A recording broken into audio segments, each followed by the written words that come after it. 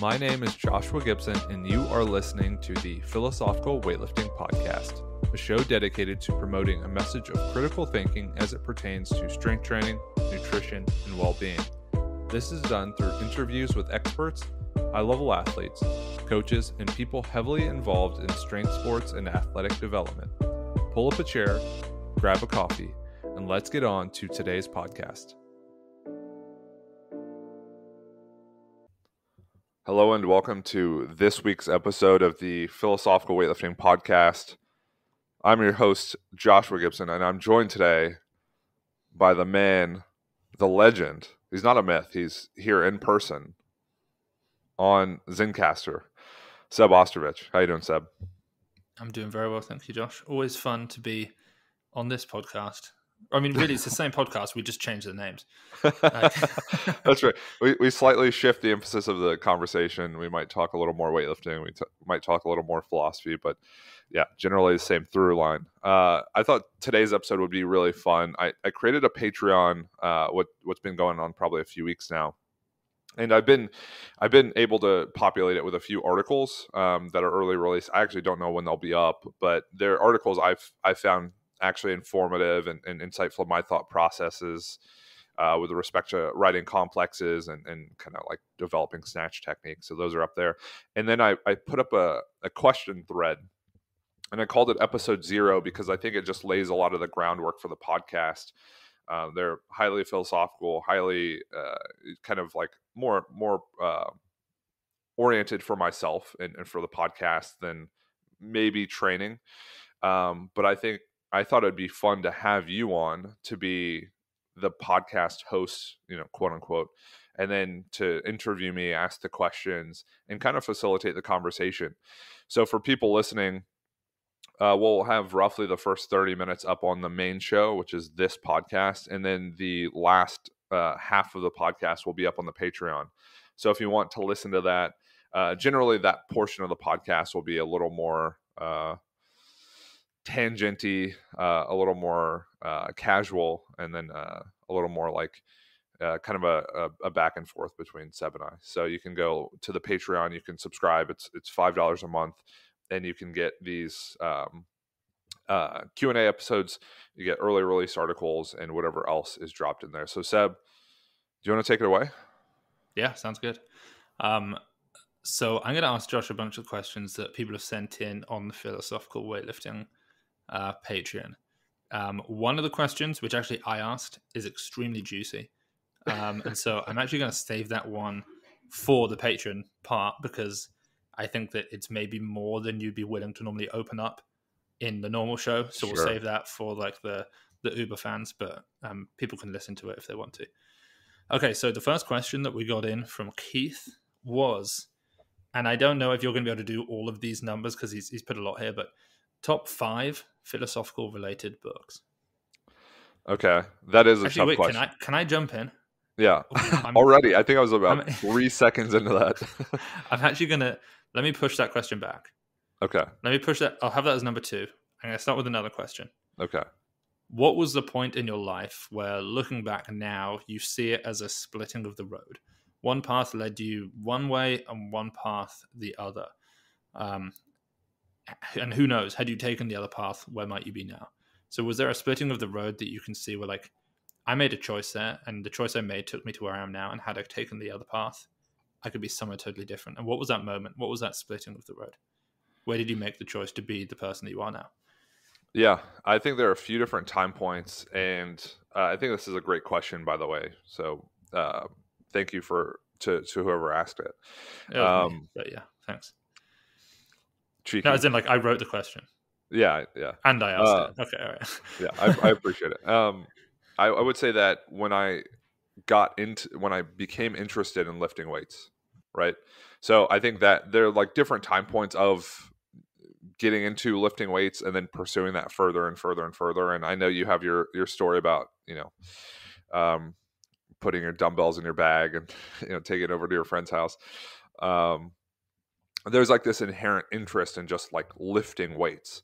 I remember like doing a bunch of training. I do a bunch of push-ups, and I do a bunch of like sprints and weird exercises. And I was like, oh, this is like cool. I don't know why it's cool, but it's fun. I feel like I'm working towards a goal. There was something that really drew me in, and I would say that ended up leading to I'm going to get a gym membership. And I'm actually going to formalize this training and make it a little more complex because I've been watching a lot of bodybuilders. I've been watching people in this space, and they seem to make it really fun. And it seems to be far more effective if I do that. So I think like that choice point of kind of just falling into it and pursuing it further was ultimately one thing that led to that initial like bifurcation or split and pushed me down the path of lifting weights, which that's the rabbit hole that leads to powerlifting, weightlifting, strength sports in general, because it's such a huge component. So that's like that first split in the path. That's like, I'm going to be doing strength training my whole life. There was then a later one, which was like, I will make this my profession somehow, or I'm just going to be somebody who maybe has an online team that peters out, goes to the gym themselves, but probably ends up just getting another type of job just outside of the field.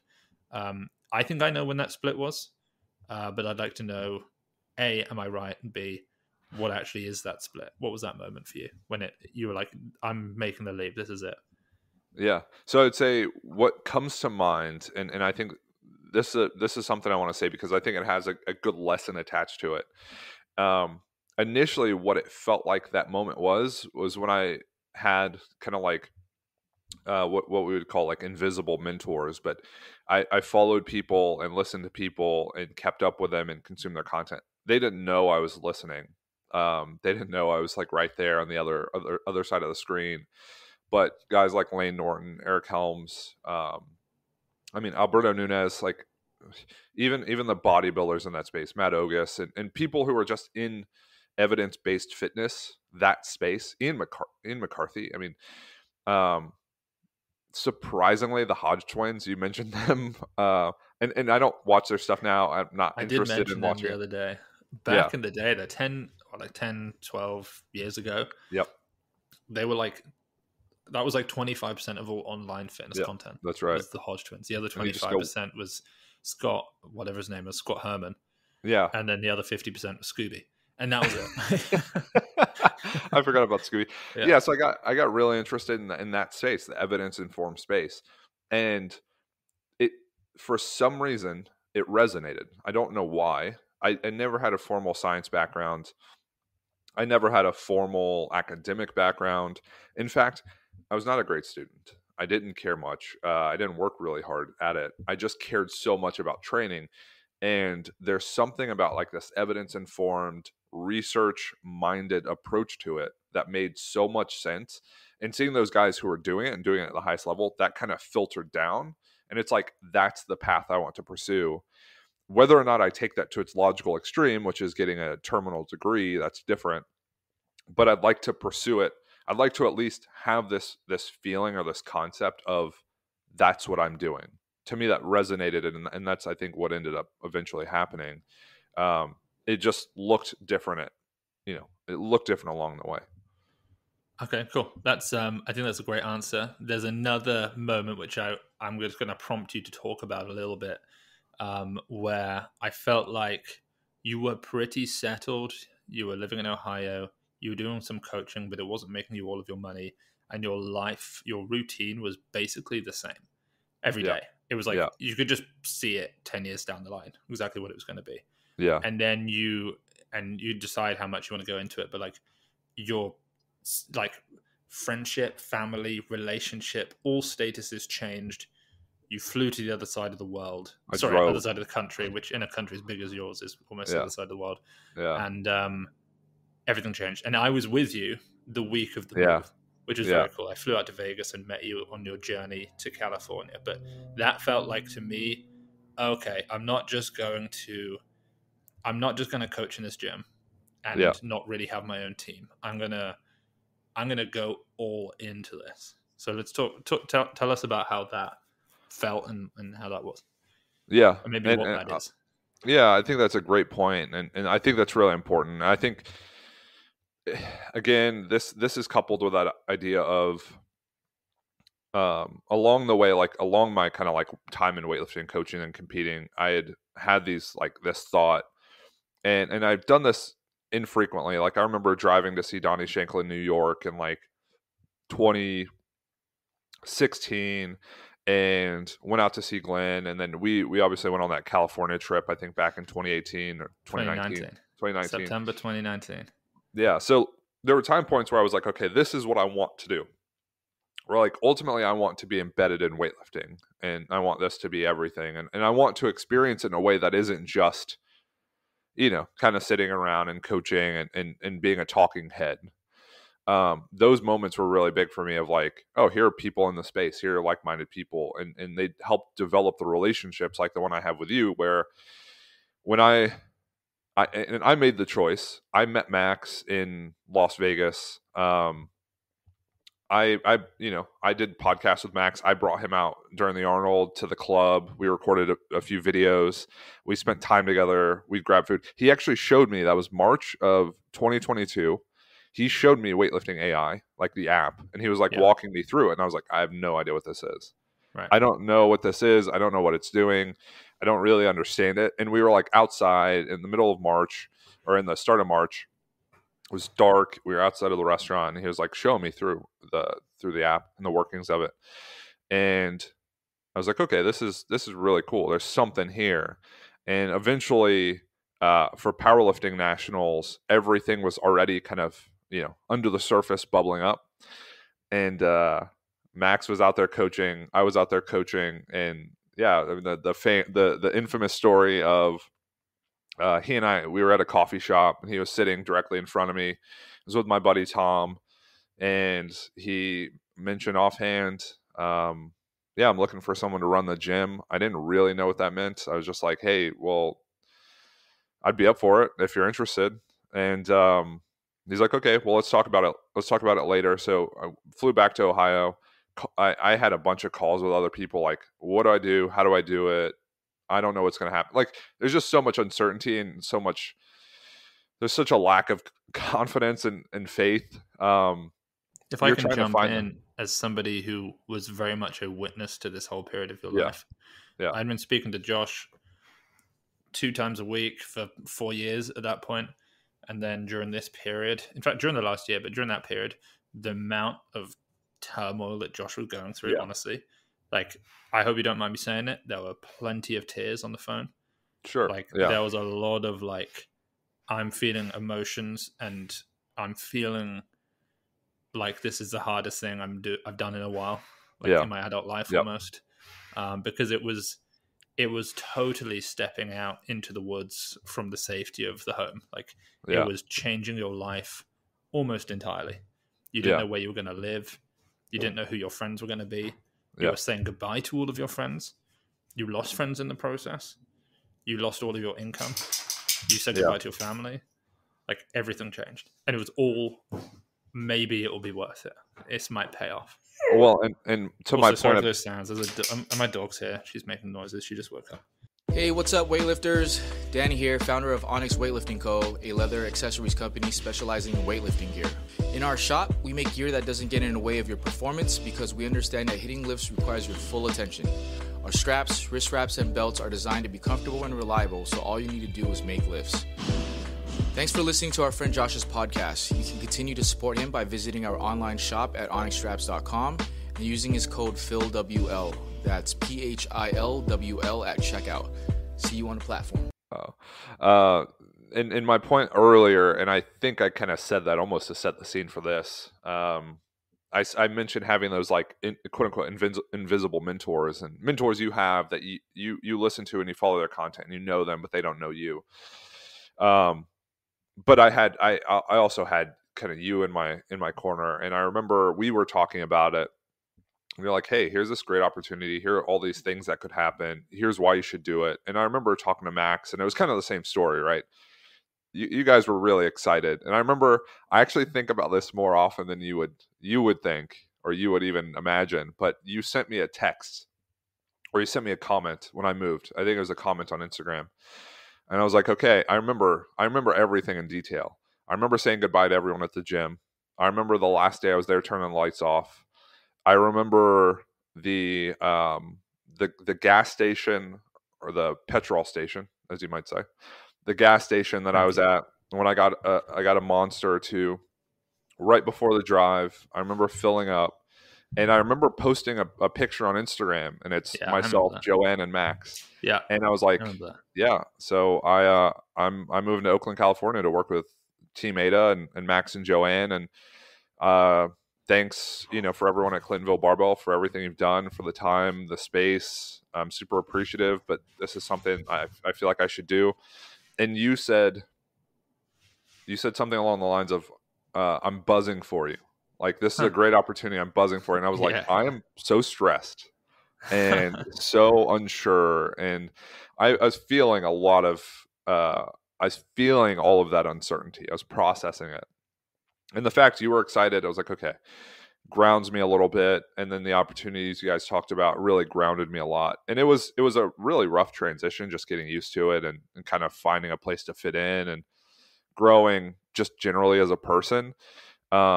And that took a lot longer than you would expect. So when you mentioned that point of, in a few podcasts back on the Weightlifting House podcast, which I would push people to if you don't already listen to it,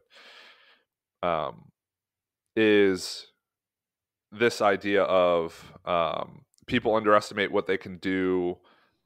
Is it in a day or is it the long term? That's the picture. People underestimate what they can do in a year and overestimate what they can do in a day. So I thought the change would happen in a day or a week or a month. Yeah. And I didn't estimate the fact that it would happen over 6 months. It would happen over 10 months. And, you assume, like, okay, at some point I'm going to feel better and things are going to feel right and things are going to move like as predicted or as they should. That's not the case. Like, right. That's not the case. Like, things work themselves out, but on their own time scale. And it took a good 6 months before I really found like I had good footing. And I feel like we all kind of had some footing together, just like making things work. Because again, Max and Joanne brought me in as like, it just fucking like put, bet on me too. And then like my involvement with you has kind of grown over time and been more and more. And I remember meeting you. And I flew out to Vegas and met you. At Nationals, you and Max and Joe, and you that was like you on your way to live with them in California and start working with them. And I remember you had your bag, you had your car, and everything was just in like bin bags, like trash. It was insane. And then you and I drove from Vegas, California. I spent some of the time with Max and Joe in their very lovely Tesla, and then I spent time with you in like, I don't know, it was like a Dodge Neon or something. And you and I just spoke about life. We spoke about difficult conversations that you would need to have with people. Yeah. We would stop at the gas stations. I would jump in the Tesla and go off. And then you would have a 1.5 hour phone call with this member of your family about what needed to be said. And then I'd get back in the car with you. At one point I was driving your car, which definitely wasn't. And we were just talking about things, and it was like, midnight, and we were heading back, and it was pretty cool. It was fun. Yeah, it was so different. And when you're moving somewhere, you look at it through a different lens. So I remember when we went to visit Max, I was like, oh, this is Oakland. And he's like, and we went to get milkshakes and burgers. And he was like, oh, don't leave your stuff in my car. And you're like, oh, that's a funny attribute of this city. Yeah. And then you're moving there and you're like, oh, that's not funny. Totally true. Yeah. If you leave stuff in your car, if people do leave stuff in their car, they tend to just leave the doors unlocked in Oakland, because the understanding is that somebody is going to break in, and it's they will always check the doors first, and you'd much rather just open the door and take your bag than smash your windows. A good example. It's actually crazy there. It's crazy. Max and I did a recent podcast, and the first thing he said was someone broke into my Tesla because I didn't leave my back seats down. It's insane. But it's so the point is like, you were there along the way, and I think you have been the entire time, and I'm super appreciative, and that makes me want to post all these pictures I have from Vegas of you, you and Max and Joanne, and I just have a bunch of pictures I took that I'll probably pop up at some point. But yeah, that was a huge moment, and I think that was like it was just such a necessary thing, like to develop like competence and self-confidence, and it was like a huge period of maturation. I would say that was the and biggest, growth. like stepping out of your comfort zone that you Yep. could do, which then made things like I'm going to go and do a PhD less difficult to make. That was easy. That Even was though easy to make. previously there would have been massive decisions in their own right. So actually, to that point, like maybe I can feel the tide shift in the podcast. Maybe we go to another question or kind of Yeah, I branch need to off get on to this another one. question. Yeah, But I really blue-balled Keith by starting to read out his question, and then I stopped and I asked my own, and now he's been waiting for 17 minutes. I think he'll appreciate this conversation. But I've made during my life, like especially like that time getting into weightlifting to moving, I made so many concessions just based on comfort and based on situation, where I could have gone, to a certain university for this part of my education. I could have gone to this university for another part of it. I could have gotten a PhD. I mean, like, I actually don't know if those things could have happened. Like, you can't just say, well, I actually don't like it when people say, well, I'll just get a PhD. It's like, okay, it's not that simple. But I could Who have says that? taken, That's like the most difficult thing to do. Do people really say, "Oh, I'll just get a PhD"? Like Yeah. anybody can do that. Yeah. Oh, maybe that's a miss. Okay, that doesn't happen so much over here. I don't think.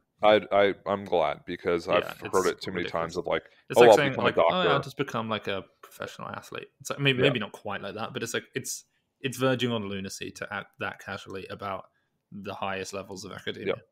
Well, so, and my point to that is like, I thought I would just skirt around what's necessary for achieving that, which is, maybe I'll reach out to this person, I'll do a professional degree, professional doctorate, or I'll make a concession here and do something online. And it was just all these concessions based on comfort. And I was in a space where, I was coaching 25, 30 people, and I made enough money, and I was able to just do weightlifting full time. And my life was like really comfortable, really predictable, and really easy. And I'm so glad I got pulled out of that and saw like, okay, if I actually want to do something meaningful and worthwhile and actually like pursue this thing like seriously, not just talk about it, but to completely be about it. That's why every time you call me the people scientist, I just kind of it's like cringe a little bit and feel a little uncomfortable, because like, I've never done science. I'm not doing science. And I understand, like, I read research, I understand it, I assimilate it, I interpret it, I communicate it, but I never really done it in a true sense. I mean, put it like this: I started calling myself on the podcast "The Voice of the People" on episode 2, when there are about 7 listeners. And then I got an email from Barbend yesterday saying that we had the premier media and news outlet for weightlifting. So it's like, you just start saying stuff and things happen. Yeah. Well, and you said this, and I actually believe it to be true. The Philosophical Weightlifting Podcast is a leading educational podcast in weightlifting. And we're kind of branching a little more into S&C, I'm branching more into S&C, but like, my podcast is like the podcast in weightlifting if you want to learn about training. Yours is the podcast if you want to listen up to weightlifting and training and, it's banter. a sport of weightlifting, really, more so than anything. So I would say, like, these days, yeah, and now we're kind of we're just a lot of projects in the works, and a lot of things have happened, but like, yeah, I was like, okay, I need to see this through. I need to actually become a scientist, and I need to see like my long-term vision of me being a PhD. I need to see that through. And that only happened because of that change, that move to California, and now like having a close relationship with Max, being able to work with him. I'm going to see him this weekend, actually. So this podcast goes up today. I'm going to see Max tomorrow, or at least on Saturday. I don't know if he'll be asleep by the time I get in, but it's awesome, man. Like having you and Max in a close circle, and being able to see you guys and spend time with you guys and work with you guys. It's really special. So that was a huge change in my life course, and one that had to happen to become a competent person, and like mature, and also like someone who can contribute to other people's lives in a meaningful way beyond factoids and telling you something about training, but like being an example or an exemplar of that too. Yeah, lovely. Let me ask you some next questions. Let's do it. So Well, let's try and get through these ones from Keith, and then we have so many others. We'll maybe put those on the Patreon, and we'll like motor through them, and we'll finish off with the one that is being saved because it's a good one. So okay, let's go to Keith, my boy Keith. It says top 5 philosophical related books. Keith is also the guy who is chirping at me about 130, 160. He was at the weightlifting AI camp. Dude, you are telling everybody that 130, 160 is happening. You can't then call people out for chirping at it. No, I'm. They're only saying back to you what you're saying to them. That's not chirping. That's echoes. Okay. Well, he's echoing my desire to snatch 130 like clean for 160. Building you up more so than like we're building each other up. I like Keith a lot. He's a really nice guy. How much is Keith lifting? What's that? How much does Keith lift? When he was at the camp, he did 120, 140, I think. 120, 140 something. Yeah. So I ended up winning that session. Yeah. Keith. All right. And but yeah, I like Keith a lot. Keith and Melissa, they're out of Vegas, and they're both on the weightlifting AI. They've been on that for a long time, and hopefully we see them soon. They're really good people. Yeah. But and is there another weightlifting AI camp coming up? Yes, there is. I don't want to say. Well, look, it's in the UK and it's for UK people. So, I mean, if you really want to fly out from the USA, you can. I would suggest you don't. Just wait till we do another one in the USA. Yeah. It's going to be very casual, informal. It's going to be like 3 days, so don't travel out for it. Yeah. If you haven't had an email about it, just don't worry about it. Okay.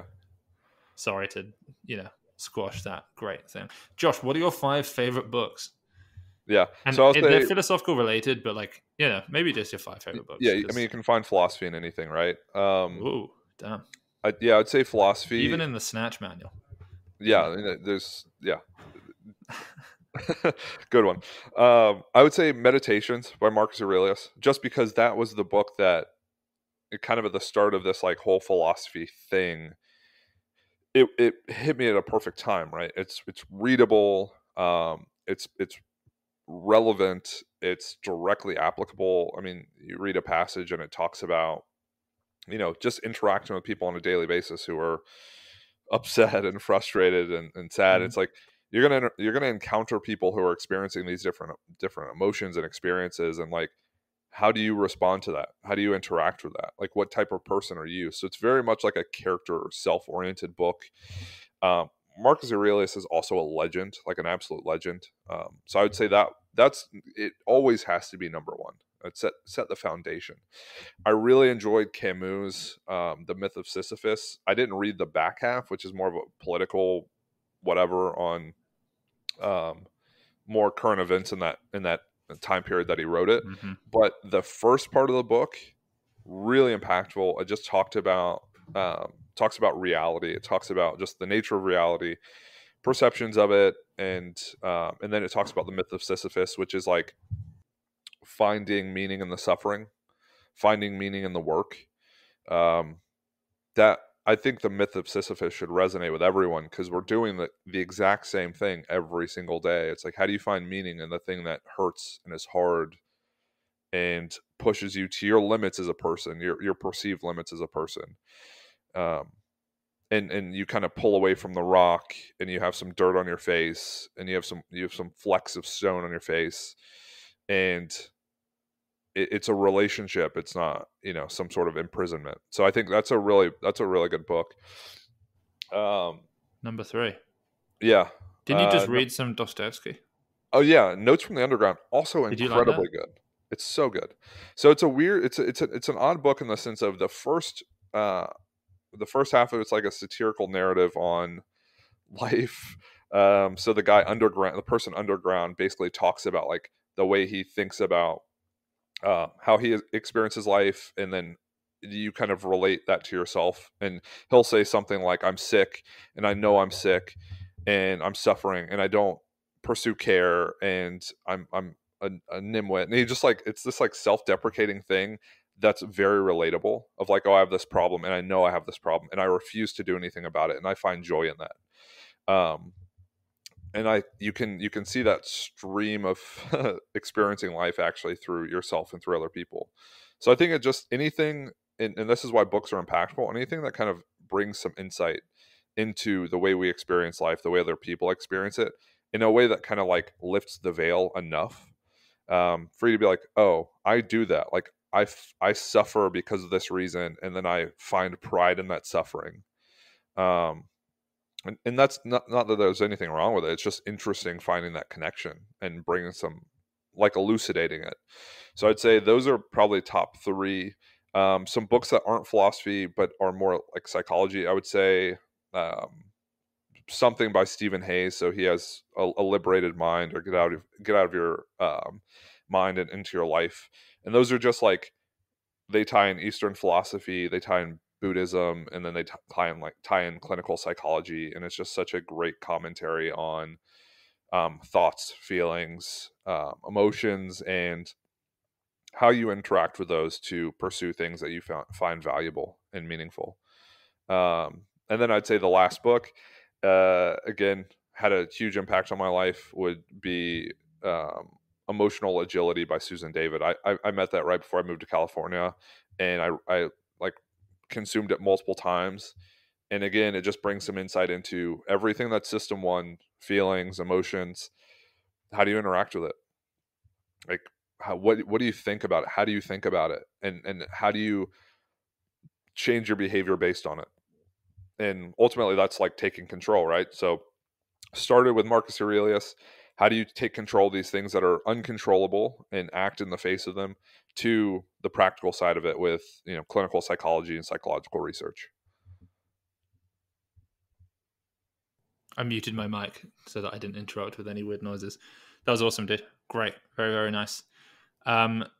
So let's stick with... So Keith then also said top 5 non-philosophical related books. I don't know if you want to rattle through some, but maybe a bit quicker, and then we can move, because there's a lot of questions to get through. Do you want to touch on that? The mission of Weightlifting House is to bring weightlifting closer to the fans, athletes, and coaches of the sport. They're able to do that by supporting the Philosophical Weightlifting podcast. And myself, I've been working with Weightlifting House for over 6 years, and I have nothing but gratitude and respect for Seb and the entire team. If you use code PHILWL, that's PHILWL, you can get 10% off your purchase through Weightlifting House.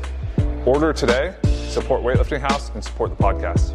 Yeah, other books that are really impactful that I found really interesting. I mention this one often: Martin Luther King Jr.'s autobiography. That was really good. It was just really insightful to kind of hear the development of his life, and kind of this podcast, right? It's biographical, and it hopefully provides some insight to where you can see yourself in the process, and you can see yourself through the process, and you can say, oh, this is something I'm doing or not doing. Maybe I could reconsider that or make a change. So that book was super impactful. I don't read a ton of fiction or like easy nonfiction. I would say that, yeah, and other books I might mention are a little bit more charged. So I would just leave it there. Leave it as the one. Yeah. Sounds good. Cool. All right. Best advice you've ever received? That's a great question. You actually replied to these on the Patreon saying, freaking incredible questions, Keith. I'm so excited to answer these. And the reason I love the fans of the show are because they're super thoughtful and, provide a really, really cool perspective, a really like deep perspective. Best advice I've ever received, to be completely honest, one thing that like got me through the transition period of that like move and finding stasis and kind of quote unquote finding myself was like Max relaying stories of when he did that exact same thing. So Max, Joanne, and I would go to Habit, the Habit Burger, which was like a fast food restaurant. And I remember we went to Habit. And did we? Yeah, and we had like this meal, and we sat down, and I was just like dumping on you like personal information, and you were giving me some advice. We were in like San Ramon. We were at like Cal Strength, and we're just sitting there. Back then. Yeah, it was back then. Right. Yeah, right. This was like preceding the change. Oh, and, yeah. And I remember I won't talk about it. I remember the exact conversation, the exact unloading from you. That was a breakthrough moment in many ways. Yeah. And then so Max would tell me, he's like, man, I drove out to California, lived with James Smith, the thinker, and I wanted to pursue weightlifting and become the best weightlifter. And he flopped, and he ended up moving back to Montana. And then the whole Ivan Abajev thing happened, and he was like, I didn't have any money. I was broke, and I moved down, and I was living off of like a can of peanuts from like the general store, and with no sense of like what's going to happen. Right. And all he knew was that he wanted to be the best weightlifter he could be. And what made the most sense to him was moving out to train with the best weightlifting coach of all time, arguably. And that's what he did. And it ended up becoming fucking something unbelievable. Like we just know Max as we know him, which is, yeah, he created the weightlifting AI. He worked with Juggernaut. He's coached senior American record holders. He's coached world level medalists or world level powerlifters and medalists in both sports. He's squatted over 700 pounds. Like he's done all these crazy things. That's just Max. Yeah. You realize quickly, like he wasn't all of that at one point, and he had to become it. So his process of becoming started with, can of peanuts and training with the Bulgarian national team coach in California. Very cool. And he would provide me with a lot of like really, really great advice. It's hard to say like one piece of it, but a lot of it's just like see the thing through, like do the thing. And if it doesn't work, that you're in the middle of that story that you'll tell. Yeah, that's right. That's a cool one. Yeah. Well, and I think you said this, and he's probably said this, but if it doesn't work, like you can just do something different. It's not the worst thing. It's hard to reconcile with initially, but you can always pivot when you need to pivot. It's just don't do that too early, or don't give yourself an out so you don't have to make that decision, right? So if you choose not to pursue something, you choose not to change your life or do exactly what you know you want to do or need to do, you don't even have to decide on pivoting because you didn't even pursue it in the first place. So like, yeah, put yourself in the chaos and pivot when you need to. Brilliant. All right. Next one. Wait, how are we doing? We need to move over. We need to get the rest on Patreon. Let's move over to Patreon. Okay, guys, if you want to listen to the rest of these questions, we've got the super juicy one, which actually I have asked, which we're going to keep to the end because it's a bit deeper than Josh would normally get in a podcast. We've also got questions on changing things about how Josh used to train, knowing what he knows now, athleticism involved in other sports that Josh might even try. So make sure you head over to the Patreon to check that out. The link is down below, and it's Philosophical Weightlifting on Patreon, but the link's down below. And support Josh so that he can create some very, very cool episodes. So thank you all for tuning in. I'm just rounding this off. Thank you for tuning in to the Philosophical Weightlifting podcast. I thoroughly enjoyed that. Yeah. This is awesome. Yeah. Thanks for listening to the episode, guys. If you want to listen to the continuation of it, go to the Patreon, and we'll catch you next week on another episode of the Philosophical Weightlifting podcast.